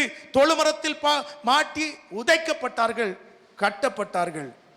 அவர்கள் கவலையை மறந்துவிட்டு ஆண்டவரை நோக்கி ஊழியம் செய்ய ஆரம்பித்தார்கள். உயர்வை தேவனே கொண்டு வந்தார். தேவை அல்ல, தேவனை மனதில் வைத்து ஊழியம் செய்யணும். தேவைக்காக எல்லாவற்றையும் செய்ய பழகி கொண்டிருக்கிறோம். வேலை எதற்கு? தேவைக்காக. வாழ்வு எதற்கு? தேவைக்காக. தேவை இருக்கிறதுனால தான் எல்லாவற்றையும் செய்கிறோம். ஆனால் வேதம் சொல்லுகிறது, தேவைக்காக செய்வதை பார்க்கிலும் தேவனுக்காக செய்வது நல்லது. எதை செய்தாலும் தேவைக்காக செய்வது தவறு என்று சொல்ல மாட்டேன், ஆனால் அதை தேவனுக்காக செய்வோம் என்று சொன்னால் அதை ஆசீர்வாதமாய் மாற்றுவார். பானபாத்திரக்காரனுக்கு செய்த தொண்டு யாராலும் கண்டுகொள்ளப்படலை. பக்கத்தில் இருந்தவங்களா சொல்லிக்கலாமா? அவனுடைய வாழ்க்கையில் எவ்வளவு பெரிய உயர்வு வந்தது. தூக்கு போட வேண்டியவன், தூக்கு மரத்திற்கு போக வேண்டியவன் மறுபடியும் தூக்கி உட்கார வைக்கப்பட்டான். இது எவ்வளவு பெரிய ஆசீர்வாதம். ஆனா இவ்வளவு பெரிய காரியத்தை செஞ்சதை யாரும் கண்டுகிடல. ஆனா ஆண்டவர் அதை கணக்கில் வைத்திருந்தார். இன்னைக்கு நாம் செய்த சில காரியங்களை மனிதர்கள் கவனம் எடுக்காமல் இருக்கலாம், கவனம் செலுத்தாமல் இருக்கலாம். ஆனால் ஆண்டவர் அவைகளை நிச்சயமாக அவருடைய கணக்கில் வைத்திருப்பார். தாவீது சிங்கத்தின் பிடியிலும் கரடியின் பிடியிலும் இருந்த ஆட்டை அவன் காப்பாற்றினான். அதை யாருமே கண்டுகிடல. அவன் செய்த அந்த அவ்வளவு பெரிய செயலை குடும்பத்தாரே கண்டுகிடல. ஏன் தாவீதையே யாரும் கண்டுகிடல. ஆனால் அவன் செய்த எல்லா செயல்களும் ஆண்டவருடைய கணக்கில் வைக்கப்பட்டிருந்தது. ஏற்ற நேரத்தில் அவனை உயர்த்தினார், சிங்காசனத்தில் உட்கார வைத்தார். அதான் சொல்கிறேன், தரிசனம் கண்டவனுடைய தரிசனம் ஒரு நாளும் தரிசாக போகாது. அதை தேவன் பெரிதாக மாற்றுவார். மனித பார்வையிலே அது தரிசை போல காணப்படலாம், ஆனால் தேவன் தந்த தரிசனம் அது நிச்சயம் பெரிசாக மாறும். நீங்க செய்கிற வேலைக்கு, நீங்க செய்கிற ஊழியத்திற்கு, நீங்கள் செய்கிற நன்மைக்கு ஒரு காலம் மனிதன் பரிசை தர முடியாது, ஆனால் அதை தேவன் பெரிதாக கொடுப்பார். நம்முடைய வாழ்க்கையிலே எப்படிப்பட்ட காரியங்கள் இருந்தாலும், இன்னைக்கு உலகம் உங்களை கண்டுகொள்ளாமல் இருக்கலாம், உலகம் உங்களை பற்றி ஒன்றும் சொல்லாமல் இருக்கலாம், ஆனால் தேவன் உங்களோடு கூட இருக்கிறார். வாக்கு கொடுத்தவர் அவர் சாம்பலை பார்த்து பயப்படுகிறவர் அல்ல. மனிதர்களாகிய நாம் தான் சாம்பலை பார்த்து எல்லாம் முடிந்து விட்டது என்று எண்ணுவோம். ஆண்டவர் சாம்பலை பார்த்து பயப்படுகிறவர் அல்ல, சாம்பலில் இருந்து எல்லாவற்றையும் உருவாக்க வல்லவர். இன்னைக்கு நீங்க இருக்கிற இடம் எப்படிப்பட்டதாக இருந்தாலும், எந்த சூழ்நிலையில் இருந்தாலும், இன்னைக்கு ஆண்டவர் உங்களோடு கூட பேசி கொண்டிருக்கிறார். இருக்கிற சூழ்நிலையை பார்க்க வேண்டாம், உங்க மனநிலையை தேவன் மாற்ற விரும்புகிறார். அன்னாளுடைய மனநிலையை மாற்றினார். அவள்தான் பாடினாள், புழுதியிலிருந்தும் குப்பையிலிருந்தும் என்னை உயர்த்துகிறவர் என்று சொல்லி. இன்னைக்கு ஆண்டவர் உங்களோடு கூட பேசி கொண்டிருக்கிறார். ஒரே ஒரு நடந்த சம்பவத்தை நான் சொல்லி முடிக்க விரும்புகிறேன். அமெரிக்க தேசத்தில் பல வருஷங்களுக்கு எனக்கு ரொம்ப பிடித்த ஒரு சம்பவம். பல வருஷங்களுக்கு முன்பதாக டாக்டர் மார்க் என்று சொல்லி ஒரு டாக்டர் இருந்தார். அவர் ஆண்டவரை அறிந்தவர் அல்ல. மார்க்குன்னு ஒன்று நீங்கள் பைபிளில் இருக்க மார்க்குன்னு நினச்சிட போகிறீங்க. அவர் நல்ல டாக்டர், ஒரு பெரிய கேன்சர் ஸ்பெஷலிஸ்ட். அவர் என்ன பண்ணுவார், இப்போ இருக்கிற டாக்டர்கள் கேன்சரை கண்டுபிடிப்பார்கள், சிலர் கண்டுபிடிப்பார்கள், சிலர் கண்டுபிடித்ததற்கு மருந்து கொடுப்பார்கள். இவர் வியாதியையும் கண்டுபிடித்து வியாதிக்கு மருந்தையும் தயாரிக்கிற ஒரு மனிதர். அவ்வளோ பெரிய டாக்டர். உலகத்திலிருந்து பல இடங்களிலிருந்து அவரை என்ன செய்வார்கள், சந்திப்பதற்காக, அவரிடத்தில் சிகிச்சை பெறுவதற்காக உலகத்தின் பல இடங்களிலிருந்து வருவார்கள். நியூயார்க் பட்டணத்தில் அவருடைய ஆஸ்பத்திரி இருந்தது. மிகப்பெரிய டாக்டர், மனிதர்களுக்கு சேவை செய்வதில் மிகப்பெரிய வல்லுனர். அவருடைய சேவையை பார்த்து அமெரிக்க தேசத்தில் அந்த அரசாங்கம் என்ன செய்தது, அவருக்கு ஒரு பெரிய விருதை கொடுக்க வேண்டும் என்று சொல்லி அவர்கள் முடிவெடுத்தார்கள். இவருடைய சேவையை, மக்களுக்கு செய்கிற சேவை, அவரிடத்துல போனால் கண்டிப்பாக எவ்வளோ பெரிய கேன்சர் வியாதியாக இருந்தாலும் அதை கண்டுபிடித்து குணப்படுத்தி விடுவார். இப்படிப்பட்ட ஒரு நல்ல டாக்டர். அவருக்கு ஒரு நல்ல விருது கொடுக்க வேண்டும் என்று ஒரு நாள் குறிக்கப்பட்டது. பட்டணத்தில் இல்லை, தூரமான ஒரு இடத்துல, கிராம பகுதியிலே ஒரு பெரிய விழா ஏற்பாடு செய்து அமெரிக்காவில் இருக்கிற துணை ஜனாதிபதி இந்த பரிசை கொடுக்க போகிறார் என்று சொல்லி சொல்லப்பட்டது.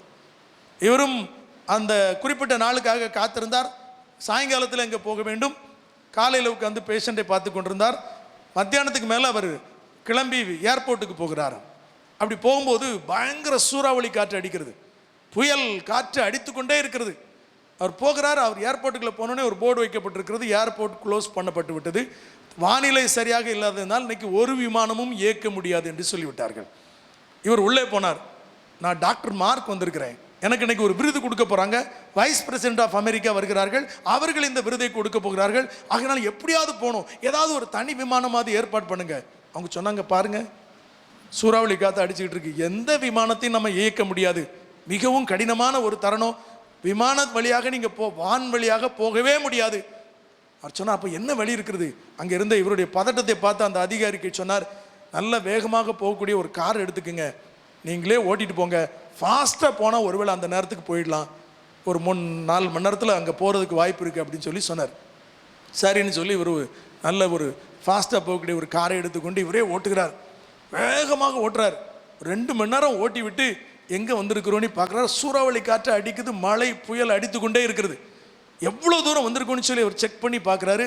அப்போ தான் அவருக்கு புரியுது, கிழக்கு திசைக்கு போகிறதுக்கு பதிலாக மேற்கு திசையில் போயிருக்கிறாரு. அவருக்கு புரிஞ்சு போச்சு, இனிமே அந்த இடத்துக்கு போக முடியாது, மழை காற்று அவ்வளோ அடிக்குது, இப்போ சுகர் வேற இறங்கிருச்சு, பசி. எட்டி பார்க்குறாரு, அந்த மோட்டார் வயலில் போயிட்டு இருக்கும்போது பார்க்குறாரு, அங்கே எங்கேயுமே வீடு ஒன்றுமே இல்லை. இவருக்கு என்ன செய்யறேன்னு தெரியல. இவர் ஒன்றும் ஆயத்தம் இல்லாமல் வந்திருக்கிறார் பார்த்தீங்களா, அவர் கையிலே ஒன்றும் இல்லை, அவர் இன்னும் உயிர் தப்புனா போதும். இந்த மாதிரி ஒரு சூழ்நிலையில் எட்டி பார்க்குறாரு. தூரமான ஒரு இடத்துல ஒரு சின்ன விளக்கு தெரியுது, ஒரு வீடு இருக்கிற மாதிரி இருக்குது. காரை திருப்பிட்டார். நேரே கஷ்டப்பட்டு அந்த வீட்டு பக்கத்தில் போகிறாரு. அந்த வீட்டில் போய், ஒரு சின்ன வீடு தான், அந்த வீட்டில் போய் கதவு தட்டுறாரு. ஒரு 35 வயது மதிக்கத்தக்க ஒரு பெண்மணி கதவு திறக்கிறார்கள். அவர் கேட்கிறார், நான் இப்படி வழி தவறி வந்து விட்டேன், எங்கள் வீட்டுக்கு தகவல் சொல்லணும். இப்படி மொபைல் ஃபோன் இருக்கிற காலம் இல்லை, அதுக்கு முன்னாடி நடந்த காலம். உங்கள் வீட்டில் தொலைபேசி இருந்தால் கொஞ்சம் கொடுங்கள், எங்கள் குடும்பத்திற்கு ஒரு தகவல் சொல்கிறேன் என்று சொன்னார். அந்த அம்மா சொன்னாங்க, நாங்கள் ரொம்ப ஏழ்மையானவங்க, எங்கள் வீட்டில் தொலைபேசிலாம் இல்லைங்க, இவ்வளோ பெரிய புயல் காட்டில் வந்திருக்கீங்களே, எப்படி தப்பிச்சு வந்தீங்க? உங்களுக்கு தெரியாதா இந்த இடத்துல இன்னைக்கு அரசாங்கமே சொல்லியிருக்கிறது ரொம்ப மோசமான புயல் இருக்கிறது என்று சொல்லி, ஆகையினால நீங்கள் உயிர் பிழைக்க வேண்டுமென்றால் எங்கள் வீட்டுக்கு வாருங்க, நீங்கள் ரொம்ப டயர்டாக வேற இருக்கிறீங்க அப்படின்னு சொல்லி அங்கே வீட்டில் வந்து ஒரு உடைந்த நாற்காலி இருந்தது, அந்த இடத்துல உட்கார வைத்தார்கள். அவருடைய சோர்வாக இருந்ததை பார்த்து ஒரு கப் பால் கொடுத்தார்கள், கொஞ்சம் பிரெட் கொடுத்தார்கள். அப்போ தான் அவருக்கு உயிர் வந்தது. இப்போ கொஞ்சம் ரிலாக்ஸ்டாக இருக்கிறாரு. அந்த அம்மா சொன்னாங்க, ஐயா நீங்கள் வெளியே போனீங்கன்னா உங்கள் உயிருக்கு ஆபத்து, இன்னைக்கு இரவு எங்கள் வீட்டில் தங்குங்க, ஏழ்மையான வீடு தான், இந்த வீட்டில் நீங்கள் வேறு வழியில் நீங்கள் இங்கே தங்குங்க, நாளைக்கு நீங்கள் போகலாம் அப்படின்னு சொன்னோடனே ஒரு வழி இல்லாமல் உட்காந்துருக்கிறார். அந்த உடைந்த நாற்காலியில் உட்காந்து காலை ஆட்டி கொண்டிருக்கிறார். அந்த அம்மா அவர்களுக்கு இரவு உணவையும் கொடுத்து விட்டு ஜெபம் பண்ணுவதற்காக பாய போட்டார்கள். அவங்க சொன்னாங்க, நாங்கள் வழக்கமாக ஜெபிப்பது வழக்கம், ஐயா நீங்களும் வாங்க எங்களோடு வந்து ஜெபம் பண்ணுங்க. மார்க்குக்கு கோவம் வந்துருச்சு. டாக்டர் மார்க்குக்கு, எனக்கு இந்த கடவுள் மேலெல்லாம் நம்பிக்கை கிடையாது, உழைப்பை நம்புகிறவன் நான், மனிதர்களுக்கு உதவி செய்கிறவன், ஆனால் உழைக்கிறவன், இந்த கடவுளில் நம்புறவெல்லாம் வேஸ்ட், கடவுளை நம்புறவெல்லாம் முட்டாள் அப்படின்னு சொல்லி சொன்னார். ஐயா அப்படிலாம் சொல்லாதுங்க ஐயா, நீங்கள் வேணால் தனியாக உட்காந்துக்குங்கன்னு சொல்லி அந்த பாயை போட்டு இந்த அம்மா ஜெபம் பண்ண ஆரம்பித்தாங்க. பக்கத்தில் ஒரு சின்ன தொட்டில் இருக்குது, தொட்டியில் ஒரு பிள்ளை இருக்கிற மாதிரி இருக்குது, சத்தம்லாம் ஒன்றும் பெருசாக இல்லை. இந்த அம்மா ஜெபம் பண்ண ஆரம்பித்தாங்க. அந்த பிள்ளைக்கு நேராக கையை வச்சு ஆண்டவர் நோக்கி ஜெபம் பண்ணாங்க. ஆண்டவரே இறங்குமப்பா, கண்ணீர் விட்டு அழுகிறார்கள். 1/2 மணி நேரமாக ஜெபம் நடக்கிறது. ஜெபம் முடியும்னு மார்க் பார்த்துட்டு இருந்தார். சில நேரத்தில் குடும்ப ஜெபத்தில் நம்ம பிள்ளைங்க எதிர்பார்த்துருப்பாங்க பார்த்தீங்களா, அதே மாதிரி மார்க் பார்த்துக்கிட்டே இருக்கார். ஜெபம் முடியல. உடனே அவருக்கு கோபம் வந்துட்டு, ஏம்மா நிறுத்துமா, 1/2 மணி நேரமா என்ன ஜெபம் பண்ணிக்கிட்டே இருக்கிற, உங்கள் ஏசி என்ன உனக்கு பதிலாக கொடுத்தாரு, உன் பிரச்சனை என்னம்மா சொல்லுமா, என்ன இப்போ இவ்வளோ நேரம் ஜெபம் பண்ணுற, கடவுள் அங்கே ஏதாவது பதில் கொடுத்தாரா சொல்லுமா ஒன்று. அவர் சொன்னார், அந்த அம்மா சொன்னாங்க, இல்லையா அப்படி சொல்லாதுங்க, என் பிரச்சனையை சொல்கிறேன். இந்த தொட்டியில் இருக்கிறது என்னுடைய 3 வயசு பிள்ளை. போன வருஷம் என்னுடைய கணவர் மரித்து போனார். எனக்கு இருக்கிற ஒரே ஒரு பிள்ளை உடம்புக்கு சரியில்லைன்னு சொல்லி 1 மாதத்துக்கு முன்னாடி ஆஸ்பத்திரிக்கு கூட்டிகிட்டு போனேன். அவங்க சொன்னாங்க, உன் மகனுக்கு ஒரு கேன்சர் வியாதி வந்திருக்கிறது, இது தீராத வியாதி, இதை தீர்க்கவே முடியாது, இதுக்கு மருந்து இல்லை என்று சொன்னார்கள். நான் அழுதேன், என் மகனை எப்படியாவது காப்பாற்றுங்கள் என்று சொன்னேன். ஒரு டாக்டர் சொன்னார், ஒரே ஒரு வாய்ப்பு இருக்கிறது, நியூயார்க் பட்டணத்தில் டாக்டர் மார்க் என்று ஒருவர் இருக்கிறார், அவர் எவ்வளவு பெரிய கேன்சர் வியாதியும் கண்டுபிடித்து அதற்கு மருந்து கொடுக்கிறவர், அவரிடத்தில் போக வேண்டும் என்று சொன்னால் 6 மாதம் அப்பாயின்மெண்ட்டுக்காக காத்திருக்க வேண்டும். செனேட்டர் என்று சொல்லப்படுகிற எம்பி இடத்துல ஒரு லெட்டர் வாங்க வேண்டும். $1,00,000 மேலான பணத்தை எடுத்துக்கொண்டு போனால் உன் மகனுடைய உயிரை காப்பாற்றலாம் என்று சொன்னார்கள். அதை சொல்லிவிட்டு சொன்னார்கள், ஆனால் உன் மகன் 3 மாதம் தான் உயிரோடு இருப்பான், அதற்குள் மரித்து விடுவான் என்று சொன்னார்கள். 1 மாதம் கடந்து விட்டது. என் கையிலே $1,00,000 இல்லை, செனேட்டர் இடத்தில் லெட்டர் வாங்குவதற்கு எனக்கு பொறுமையும் இல்லை, 6 மாதம் காத்திருப்பதற்கு நேரமும் இல்லை. எனக்கு இருக்கிற ஒரே வழி என் ஆண்டவர், அவர் என்னை கைவிட மாட்டார், எனக்கு கொடுத்த இந்த பிள்ளையை நிச்சயமாய் காப்பாற்றுவார் என்று நான் நம்புகிறேன் என்று சொல்லி கண்ணீரோடு கூட சொன்னார்கள். அந்த வார்த்தையை சொன்னபோது டாக்டர் மார்க்குடைய கண்களில் கண்ணீர்.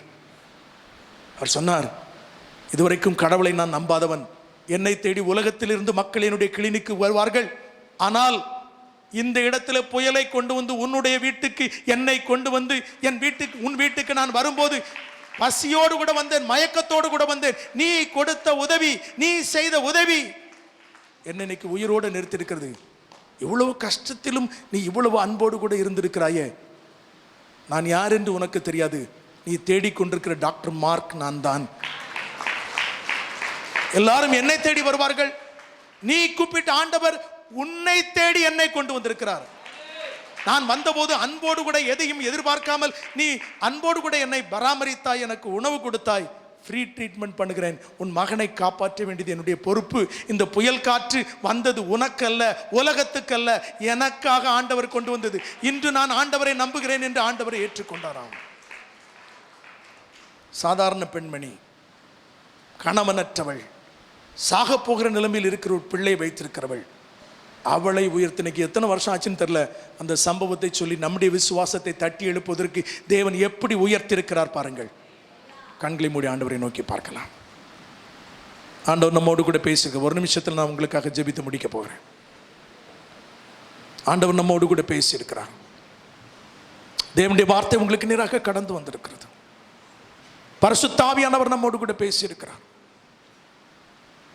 உயர்த்துவதற்கு தேவன் நம்மை ஆசீர்வதிப்பதற்கு அழைத்திருக்கிறார்.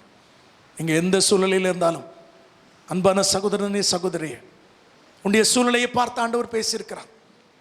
முகத்தை பார்த்து பேசவில்லை, உங்கள் மனதை பார்த்து ஆண்டவர் பேசியிருக்கிறார். மனுஷ உதவினால் அல்ல, தேவன் கொடுக்கிற உயர்வு, அவர் நமக்கு கொடுக்கிற வாக்குத்தத்தம். இந்த வாக்குத்தத்தம் சிறியவனை புழுதியில் இருந்தும் குப்பையிலிருந்தும் உயர்த்துவதற்கு மனுஷனால் முடியாது. சொன்ன ஆண்டவர் இதை செய்வதற்கு ஆயத்தமா இருக்கிறார். வாக்கு பண்ணினவர் உண்மையுள்ளவர். அவருடைய வாக்குத்தத்தம் ஒரு நாள் மாறுவதில்லை. நீங்கள் எந்த நிலைமையில் இருந்தாலும் உங்களோடு கூட ஆண்டவர் பேசி இருக்கிறார். இந்த காலவெளியில தேவனை தேடி வந்திருக்கிற தேவ ஜனமே, உன்னோடு கூட ஆண்டவர் பேசி இருக்கிறார். பல நாட்களாக உனக்கு சொன்ன வாக்குத்தத்தங்களை ஞாபகப்படுத்தி உயர்த்துவேன் என்று சொன்னதை பரலோக தேவனுமே நன்றியோடு துதிக்கிறோம்.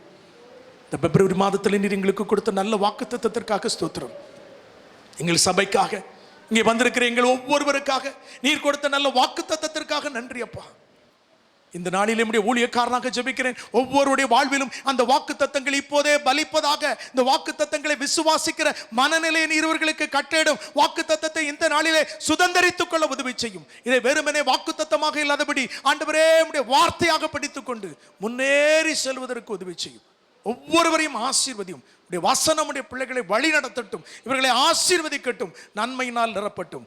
இயேசுவின் வல்ல நாமத்தில் ஜெபிக்கிறேன் ஜீவனுள்ள நல்ல பிதாவே.